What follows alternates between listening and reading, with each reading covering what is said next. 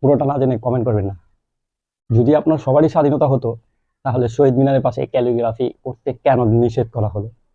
এটা আপনার সুশীল সমাজের কাছে আমার প্রশ্ন। শাহবাগীদের আমার এটাই প্রশ্ন যে শহীদ মিনারের পাশে যে ক্যালিগ্রাফি করতে চাইছিল ছাত্ররা, সেটাকে আপনি মুছে দিলেন।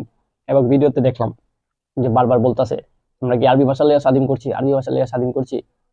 আরে মূর্খর বাচ্চা, ক্যালিওগ্রাফি কোনো আরবি, কোরআনের আরবি না, এটা একটা ভাষা। এটাতে উপন্যাস আছে, গল্প আছে, সব আছে। আর তুই যে বললি যে আরবি ভাষার জন্য আমরা কি দেশ স্বাধীন করছি, তাহলে শহীদ মিনারের নামটা কোন ভাষার? শহীদ যোগ মিনার, এই শব্দটা আমাকে অ্যান্সার দিতে হবে যে এই শব্দটা কোন শব্দ। শহীদ মিনার এটা তো আরবি আর ফার্সি শব্দ। ওদের আরবি ভাষা লিখতে গেলে বলে ইজ্জত চলে যায়। তাহলে ভাই ইজ্জতটাও তো আরবি শব্দ।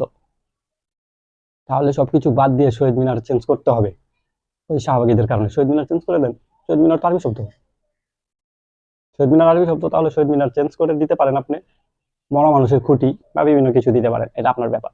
কিন্তু তাদের উদ্দেশ্যে আমি বলতে চাই, এই দেশে মাদ্রাসার ছাত্রদের অবদান আছে, যেভাবে যেরকম অবদান স্কুল কলেজের আছে।